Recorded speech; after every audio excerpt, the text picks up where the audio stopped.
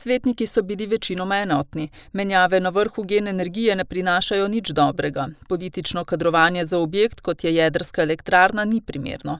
Poleg tega bi menjava vodstva lahko prinesla selitev sedežev Gen energije in Gen-I iz Krškega, kar bi lahko imelo na občino velik vpliv. Mislim, da bomo imeli lahko kaj kmalu zopet, če ne izredne seje, pa kaj zapovedati tudi o tem, ko se bo imenovalo novo vodstvo, kajti očitno tudi vodstvo, ki je bilo predlagano, ali pa ljudje, ki so predlagani iz teh krogov, ki poznajo to tematiko, zopet niso primerni za imenovanje, ampak bo nekdo, minister za okolje, ki je pristojen za to, očitno poiskal bolj primernega človeka kot nekoga, ki v jedrski stroki dela že desetletja. Kdo bi nas bolje in varneje vodil čez celotno umestitev drugega bloka, kot recimo gospod Novšak, gospod Rožman, gospod Golob, gospod Levičar?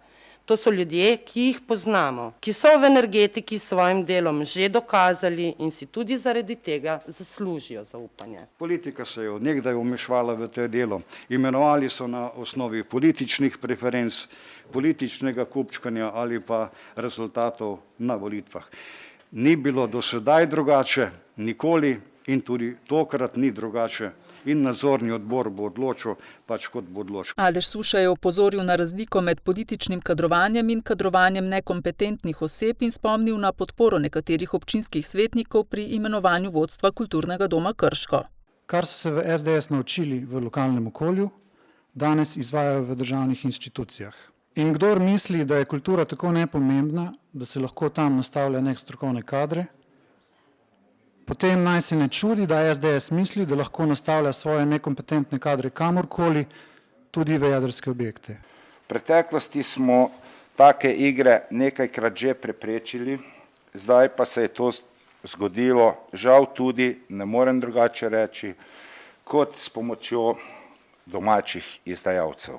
Zaradi tega mi je pa zelo zanimivo to, da je ta vlada ga imenovala, sedaj, ko je imel dejansko še 18 mesecev do konca, ga pa razrešuje zaradi nekrivdnih razlogov, kar pa danes nismo tudi imeli možnost, da dobimo, katere so to nekrivdni razlogi. Povabilo na sejo je namreč zavrnila večina povabljenih gostov, med njimi minister za infrastrukturo Jernej Vrtovec in državni sekretar na ministrstvu Blaž Košorok, ki ga omenjajo kot najverjetnejšega novega predsednika uprave Gena ter predstavniki SDH-ja. Neudeležbo jemljem kot nek aroganten odnos oblastnikov do nas, namreč ne jemljajo nas kot resnega partnerja. Do sedaj je bilo v vseh izrednih sejah, tudi drugih sejah, ko smo govorili o energetiki, vedno zagotovljena prisotnost relevantnih ljudi, ki so odločevalci, ki so tisti, ki imenujejo kadre in tako naprej, tudi z vlade, ministri in podobno. Zdaj ni bilo nikogar, vsi so imeli nekakšne izgovore, da se tega niso udeležili. Pred svetnike je stopil tudi Martin Novšak, ki je izpostavil, da je varnost delovanja jedrske elektrarne Krško odvisna od ljudi, ki tam delajo, predvsem pa od razumevanja vodstva.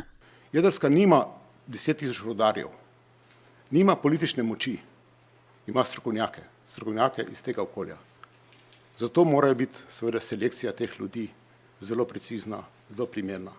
In na Genu, če si štejem kot nedosežen cilj, da nismo uspeli v naše akte dati kvalifikacije potrebne za vodstvo Gena.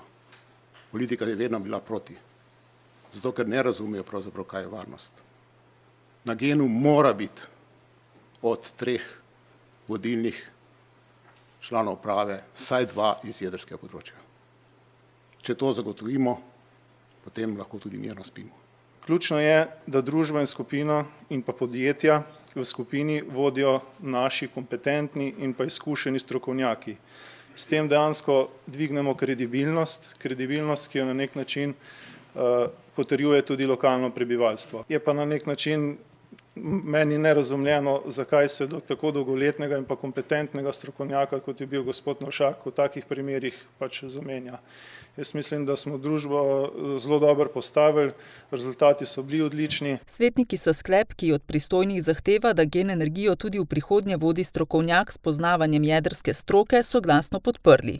Dopolnili so ga še s predlogom svetnika Aleša Zajca s točko o imenovanju direktorja Agencije za radioaktivne odpadke.